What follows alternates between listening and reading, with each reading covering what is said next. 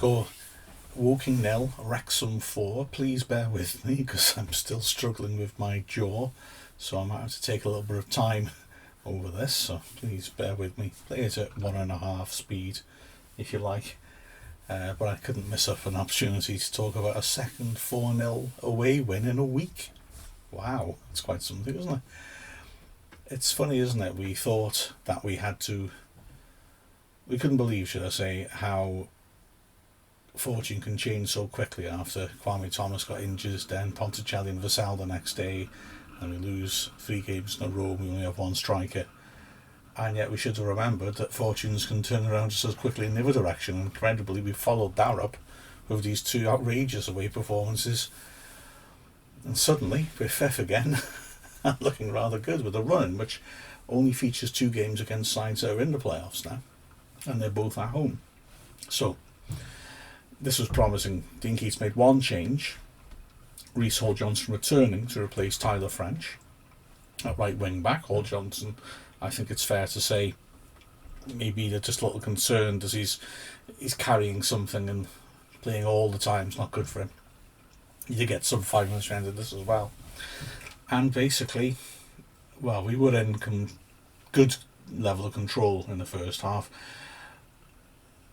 I mean, I would say Woking, who are in poor form, put up a hell of a lot more resistance than Halifax did, and had a hell of a lot more of the ball than Halifax did. And, well, no, maybe that's not true. Had a lot of the ball, more than we did, I would say, in the first half. But only had 1 hopeful long-range shot to show for after about 20 minutes. Chris Cooper hitting the ball from 25 yards, straight at Dibble. Might have moved a little bit. He fumbled it awkwardly, and Kelleher got to it and cleared. It was not really a chance, but that's the only attack really you could notice from Woking, who had the ball a lot, but again Wrexham's defence looked really, really solid. We've only in 1 goal now in 5 away games, not bad. And at the other end, yeah, we weren't consistently putting pressure on, but we were making chances. I think Woking's diamond midfield made them hard to break down. It was congested in the middle of the pitch, the sort of space that Rutherford and Davis were enjoying at Halifax, they weren't enjoying at Woking. But having said that, when you lose in one area, you gain in another, and the wing backs were allowed more width and space by the diamond shape. Record in particular got the forwards very well, although Hall-Johnson did have some early opportunities. The first moment of interest came after 5 minutes. A terrific ball over the top by Carrington to find Jordan Davis clear on the left. He squared it in, and Angus had a tap in, but the flag went up down against Davis for offside. I'd like to see it again. I thought it was close. Maybe it wasn't. But we made another chance, and really around the 10-minute mark really ought to have scored. It started off again with Hall-Johnson being given an awful lot of space on the right hand side, enough time in fact that he could cut in, having gotten to an advanced position, and try a shot from the edge of the box, which was well blocked, but Young made an excellent tackle on Kretschmar to win it back, and Rutherford slotted Hall-Johnson again intelligently in the right channel, this time on his right foot. A real opportunity to shoot or cross. He went for power and lashed it across the face of goal, but went wide of the far post. I think he would have felt he could have done a bit better. And then the next passage of play that Wrexham had, putting pressure on, how we didn't score from it, I don't know. Young swept over a corner, went through to the far post where Pearson met it at fairly close range and headed it. Lofthouse on the line managed to get a block on it, but hit it straight back out against a defender, and it ricocheted against the post before it was scrambled away for a throw-in. When the throw-in came in, there was a terrific cross swung in, and Record driving it at the far post completely unmarked. Looked like he had to score. He met it with good power. Ross did brilliantly, having got a cross goal to save it, but he could only push it down to his left. Angus had a complete open goal inside the 6-yard box and somehow managed to put it over. He really should have scored. That was when I felt that Notts County could happen again, I'll be honest with you. Especially because after that, for a good 20 minutes, Woking were in control of the ball. But like I said, they didn't make any chances. There was no sense of threat, really. And after 36 minutes, Wrexham got the lead. I've got to say, I thought it was quite a generous penalty. If I can just refer to the commentator, I know the chap who does the commentary at Woking, a nice bloke, and he was very fair. he was convinced that Woking should have had a penalty when Robinson ran at Pearson. Now, we didn't have the benefit of the replays. It absolutely was not a penalty. Robinson ran at Pearson, lost control of it. The ball went beyond Pearson. Robinson knew he had no chance and fell over. So the referee was right to ignore that one. Now, the commentators at Woking were also convinced that the Davis penalty was a penalty. I've got to be honest, I wasn't so sure, although I will say that at Woking's round, those commentators were on the opposite side from the camera, so they would have a different view of that challenge. So perhaps, they could see something that I couldn't on the stream, and also they are closer to challenge happening outside the pitch. What basically happened, I mean, firstly, credit to Record, who played a nice ball over the top, the sort of ball Angus wants to chase after, which meant that we won a throw-in by the corner flag. Record took it. Angus was in a tight situation down by the corner flag, did brilliantly to hold her up, come back up the line and then square it to Young on the edge of the area. Young's use of the ball under pressure is consistently good, and he's fed a nicely weighted pass between two Woking players to send Davis into the left channel, going around the outside of Gehring. Gehring came across him and Davis went down. It looked like minimal contact to me, but the referee points to the spot. The referee, interestingly, had pretty much the same angle as those commentators would have, so I suspect from the other side it looked like a worse challenge. Luke Young stepped up, set Ross the wrong way and put it in the bottom right corner, and Wrexham had the lead, and it was only Wrexham who were likely to score another before the break. A really crazy attack soon after the penalty where Record has an excellent run but then ran into trouble, and then somehow if Woking players around managed to emerge with the ball and find Young, he swept in across. Diarra, the hulking 6'7" centre-back, slipped and fell under the ball, and Angus at the far post scampering after it just couldn't quite reach it for a tap-in. And then the last minute of the half, there was a hopeful shout for a penalty. Omatayo flicking the ball on well. Record breaking down the left-hand side, whipping in across. Omatayo went down. He claimed that Lofthouse had pushed him. Absolutely not, I would say. Having looked at it on the replays, there's very little contact.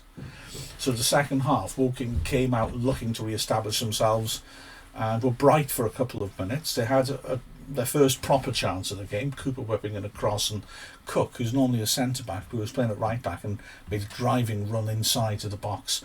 From 15 yards out and off balance, took a swing at it, put it over the bar, not a million miles over, and he was, like I said, if he kept his balance or he hadn't been a centre-back, he might have made better of it. But within a minute, Wrexham are entering the decisive phase of the game where we take the 2-0 lead, which we never looked like losing. It began a couple of minutes before the decisive second goal, a free kick on the left-hand side. Oops, sorry. Luke Young whipped it in nicely through a crowd. Ross did well to keep his eye on it and hold on to it. But in the 52nd minute, we got the goal again from the left. We made a lot down the left-hand side. Record breaking down there, swinging across. Omatayo 6 yards out took a big swing at it but didn't make contact. But Hall Johnson followed through at the right-hand side of the box and squeezed it back across Ross and inside the bottom left corner to put us 2-0 up. It didn't necessarily look like he got the cleanest of contacts, but the placement was perfect. And Wrexham were ahead. And then we did what we did in the second half against Halifax. We made sure we won.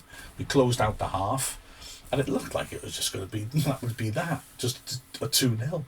Very little incident happened between that 52nd minute goal and, well, the 74th minute, so it's about just under 25 minutes where nothing happened apart from a nice little move which ended with Kretschmar spinning and hitting a shot, aiming for the top left corner. It was a decent hit as well, just missed the target. Jay Harris came on for Paul Rutherford to again stiffen up that midfield and put on some fresh legs. Young squared the ball for Davis 25 yards out. He'd looked to replicate what he did against Halifax but put it wide, and we entered the last 10 minutes of the game in a long spell of stasis, really not really going anywhere, which is exactly what Wrexham wanted. There was a little nervous moment with 10 minutes left, which was, I felt, down to the referee. Very harshly gave a free kick against Harris just outside the D, to the right of the D. The first free kick by Kretschmar was smashed straight into the wall. It bounced back.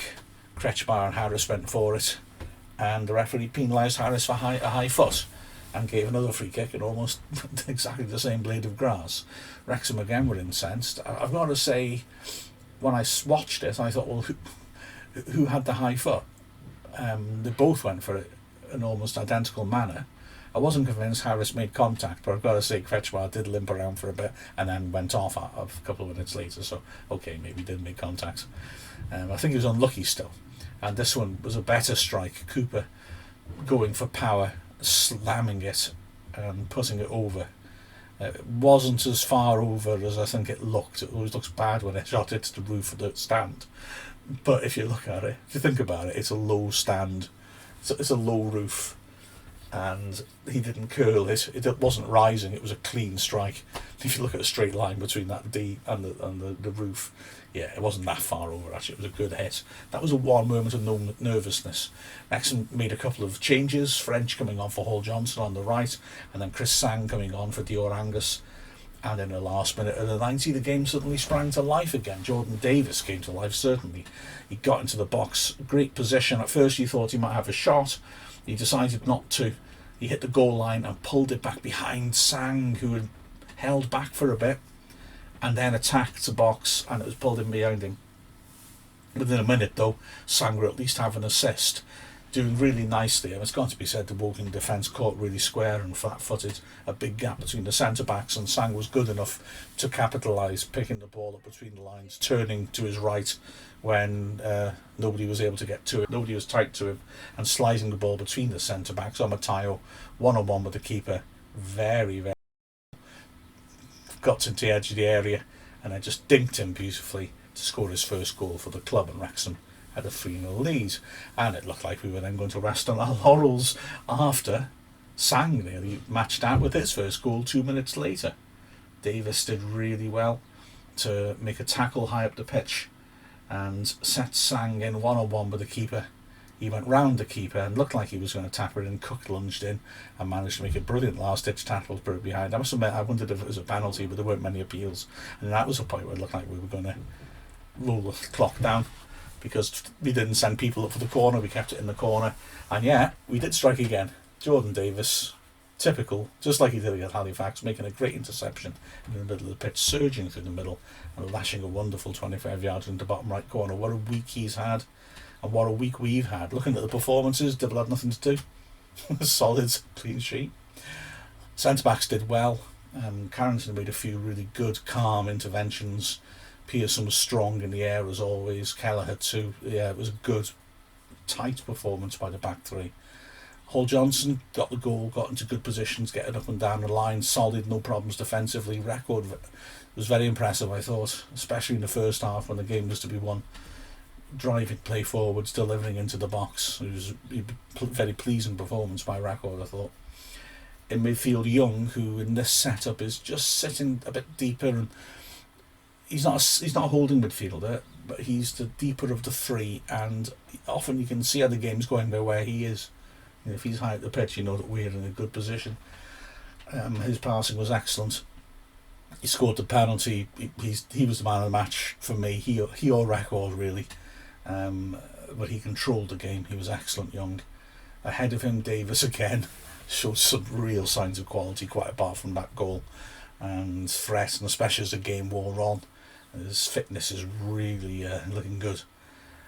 Rutherford again, good energy. He wasn't able to get into those dangerous positions again, I think because it was more crowded in the middle of the pitch on Tuesday, but put in a very good shift once more.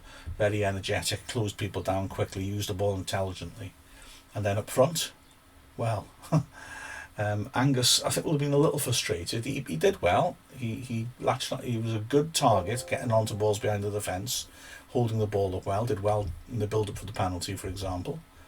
He'd been very annoyed to have missed that easy chance, though, in the first half. And Matayo, well, I mean, he was constantly beating Diarra, who's 6'7" in the air. I mean, that's all we need from him, isn't it, really? And yet, in added time, he really showed some class with that goal. Great stuff. Really enjoyable. You know what? You're not doing that badly. Anyway, 2 4-0 wins in a week. We can't complain, can we? With the final score of Woking 0, Wrexham 4. I'm Mark Griffiths from the Wrexham AFC media team. Thanks very much for watching. Please subscribe as well so you don't miss out on any of our content, and click the bell to get notifications.